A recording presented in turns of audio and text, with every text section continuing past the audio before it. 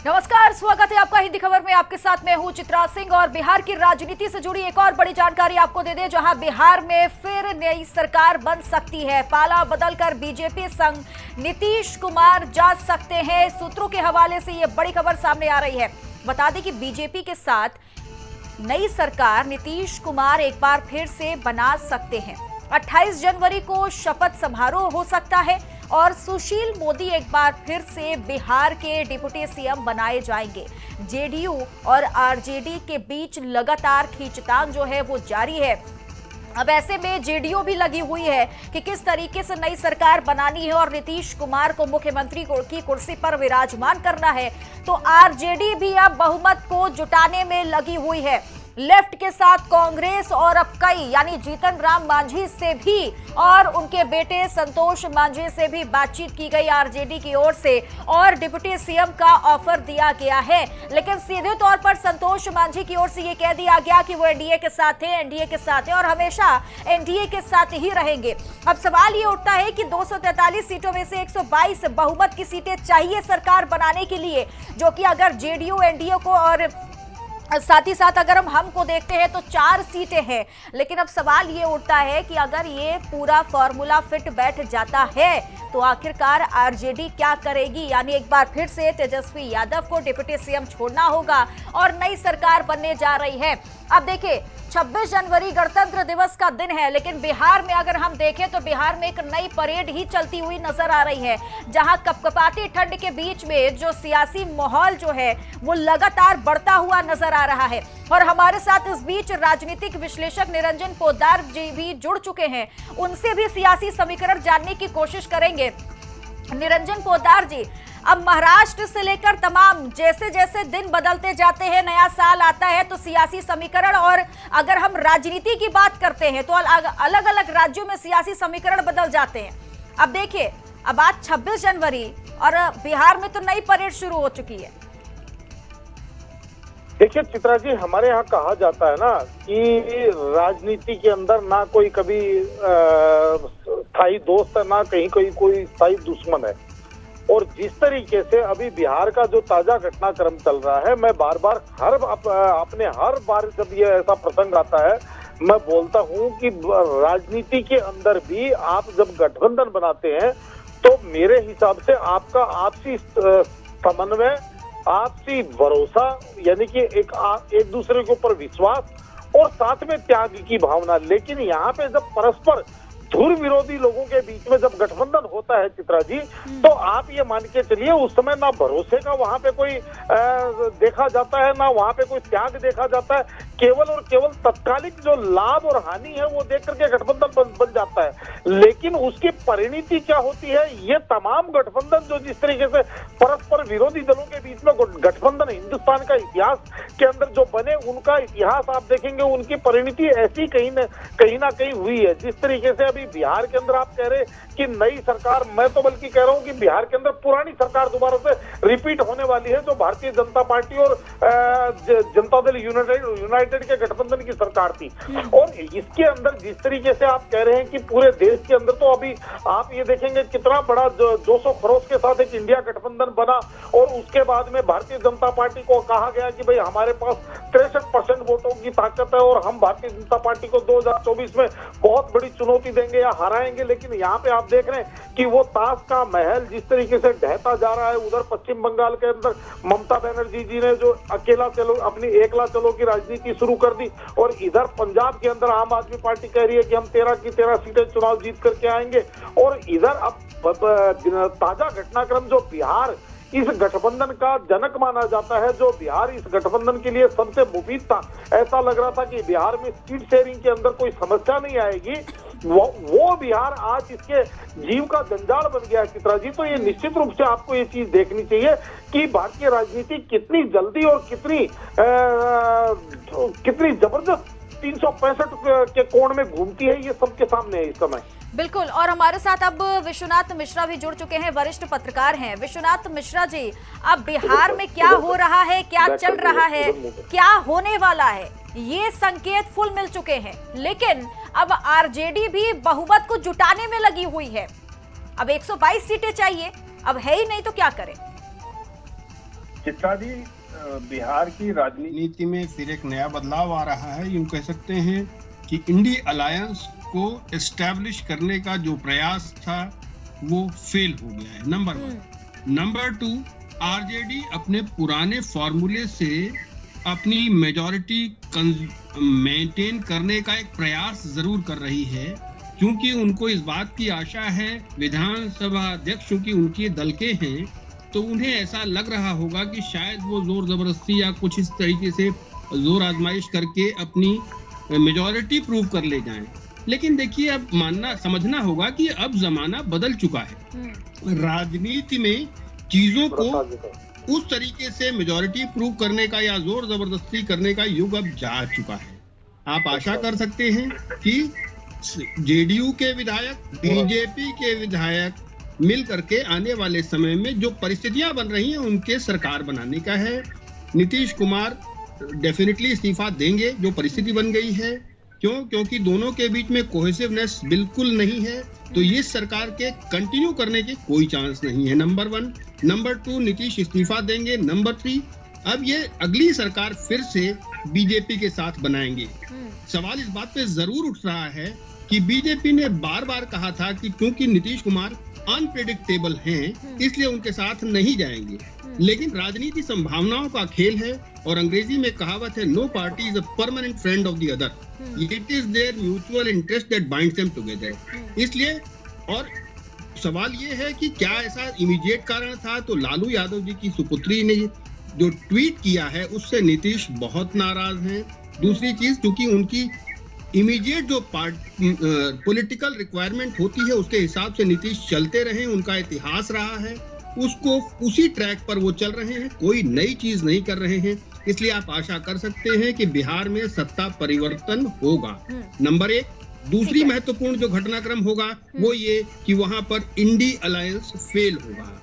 Number 3, इससे इन लोगों के लोकसभा का परफॉर्मेंस बहुत प्रभावित होगा। जो आशा थी इंडी अलायंस को कि बहुत अच्छा कर ले जाएंगे वो, तो उन्होंने जो मंडल और कमंडल की जो राजनीति का जो खेल आदरणीय मोदी जी ने खेला है या उन्होंने जो चाल चल दी है, उसका कोई जवाब इन विपक्षी दलों के पास अब बचा नहीं है। क्योंकि बिहार और यूपी देश की राजनीतिक दशा दिशा तय करते रहे हैं, तो आप आशा कर सकते हैं बिहार परिवर्तन के दौर में है और डेफिनेटली ये बदलाव आपको 2-3 दिन के अंदर होता हुआ दिखेगा। लेकिन हाँ, ठीक है, आपकी सारी बातें बिल्कुल ठीक हैं, लेकिन निरंजन जी, उपेंद्र कुशवाहा तो ये कह रहे हैं, क्योंकि उनका कहना भी ठीक है, क्योंकि हमने नीतीश कुमार को हमेशा से बाजी पलटते हुए पलटू राम ही देखा है। इस साल किसी और पार्टी के साथ, अगले साल तो कुछ और। अब वो ये कह रहे हैं कि लोकसभा चुनाव के बाद हम कैसे मान लें कि वो एनडीए के साथ ही रहेंगे? क्या पता लोकसभा चुनाव हुए और उन्होंने फिर से पाला बदल लिया।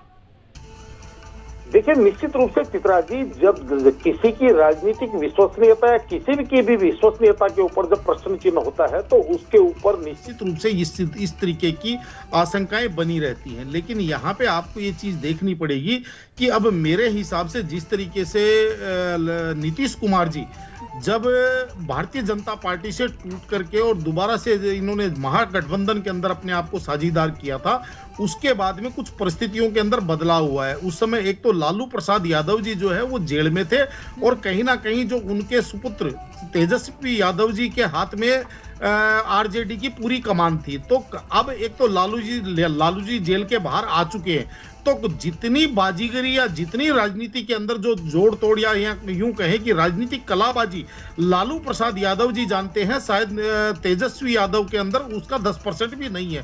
तो एक तो नीतीश जी के लिए ये मुसीबत का कारण। दूसरी तरफ आप देखेंगे कि नीतीश कुमार जी ने जिस तरीके से एनडीए छोड़ करके और महागठबंधन में जब शामिल हुए, तो इनके उस समय लल्लन सिंह इनके सबसे विश्वास पात्र और सबसे बड़े सलाहकार इनके हुआ करते थे, और उसके उन्हीं के द्वारा जिस तरीके से इनके राजनीति के अंदर इनके सेंध लगाने का प्रयास किया गया, कहा गया कि भाई लल्लन सिंह जो है वो आरजेडी के कॉन्फिडेंस में है और आरजेडी के लिए कि आम जनजीवन भी प्रभावित हो रहा है। और आज ही तेजस्वी जी हमारे डिप्टी सीएम 3-4 जगह से झंडा फहरा के आए, तो उस हिसाब से हमारी तरफ से तो स्पष्ट है। अब ये जो संशय आप लोगों की मीडिया में चल रहा है, वो संशय हमारे लिए भी रहता है। नहीं, संशय दूर करना, इस गठबंधन की मुखिया कौन है, गठबंधन किनके साथ बना, हमारी ओर से तो आप एक भी टिप्पणी नहीं देख रहे होंगे। तो मैं आग्रह करूंगा हाथ जोड़ के माननीय मुख्यमंत्री जी से कि शाम तक ये जो संशय, कंफ्यूजन, ये इधर उधर, वो सब स्पष्ट हो जाए, ताकि बिहार अपने हित पर, बिहार के युवाओं के हित पर हम जो ये 4-5 दिन से चीजें देख रहे हैं वो खारिज हो जाए। आपको लगता है शाम से पहले कोई बड़ा फैसला मुख्यमंत्री ले सकते हैं? अब देखिए, मुख्यमंत्री जी के फैसले पर मुझसे क्यों टिप्पणी ले रहे हैं? मैं तो इधर से जा रहा था किसी मीटिंग के लिए, आप लोगों को देखा तो रुक गया, और मैं अभी भी कह रहा हूं जो चल रहा है या चलाया जा रहा है, हमारे माननीय मुख्यमंत्री जी भी देख रहे होंगे, वही इसको रिजॉल्व करें। सर एक मिनट सर, आप कह रहे हैं कि संशय बरकरार है, ठीक है, आपको लग रहा है कि हो सकता है कहीं बीजेपी फिर से उधर न चले जाए, सामने वाले को तो ये लग रहा है कि आप लोग भी कुछ खेला करने वाले हैं। नहीं, देखिए राष्ट्रीय जनता दल ने इस तरह का खेला कभी नहीं किया, और क्यों करें? माननीय मुख्यमंत्री जी, तेजस्वी जी डिप्टी सीएम है और सब कुछ सुचारू चल रहा है। ये जो संशय बना, मेरा उस पर सिर्फ एक टिप्पणी थी आपके माध्यम से कि माननीय मुख्यमंत्री जी भी देख रहे हैं, उनको भी लग रहा है ये असमंजस ठीक नहीं है, वो इसको रिजॉल्व कर। अगर वो चले जाते हैं तो आपका मुंह क्या होगा? देखिए, एक मिनट, हाइपोथेटिकल क्वेश्चन पर जवाब देना हेतु मतभेद वाला मामला। सर आपने कहा एक मिनट, आपने कहा कि तो एक और बड़ी खबर देखिए, चिराग पासवान का बयान भी आ गया है। बिहार की सियासत में जो हलचल मची हुई है, वो कहते हैं कि बहुत सारे विकल्प हैं, अभी कुछ भी बोलना गलत हो सकता है। और क्या कुछ कहा चिराग पासवान ने, सुनिए। वो बदलाव के बाद ही स्पष्ट किया जाएगा। कल देर रात लोक जनशक्ति पार्टी बिहार प्रदेश के तमाम पदाधिकारियों के साथ हम लोग की बैठक हुई है। बैठक में हर संभावित परिस्थितियों पर हम लोगों ने चर्चा की है। पार्टी की तरफ से मुझे अधिकृत किया गया है गठबंधन से जुड़े किसी भी विषय पर फैसला लेने के लिए। मुझे लगता है थोड़े 2-4 दिनों में जैसे जैसे परिस्थितियां स्पष्ट होंगी, क्लैरिटी आएगी कई विषयों को लेकर, और उसी के आधार पर फैसले लिए जाएंगे। तो एलजेपी का क्या स्टैंड? वो बदलाव के बाद ही स्पष्ट किया जाएगा। कल देर रात लोक जनशक्ति। तो तमाम रिएक्शन आने लगे हैं। एक तरफ आरजेडी के जो नेता हैं वो ये कह रहे हैं कि मीडिया में अलग ही संशय बना हुआ है, हालांकि जो चीजें हैं जो दिखाई जा रही है ऐसा कुछ भी नहीं है। लेकिन दूसरी तरफ चिराग पासवान को भी आपने सुना, जिन्होंने कहा कि अभी कुछ कहना गलत होगा। फिलहाल तमाम रिएक्शन देखिए आ रहे हैं बिहार की सियासत को लेकर, वो भी सुनिए।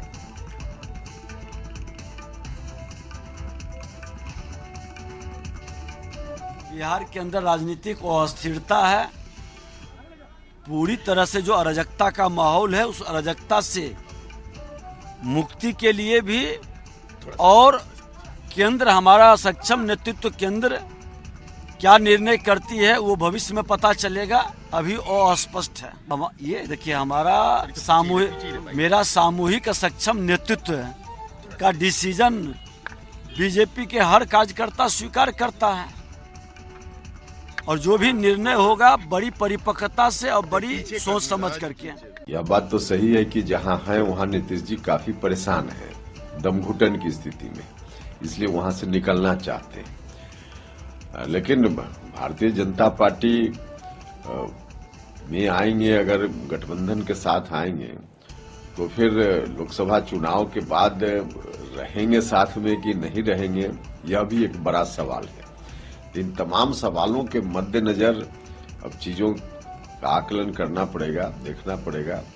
लेकिन जब तक पूर्ण रूप से घोषणा की बात नहीं होती है, तब तक इसको मान ही लेना कि ऐसा हो ही गया या हो ही जाएगा, ऐसा कैसे कहना संभव? किसी के लिए मुश्किल नहीं होगा।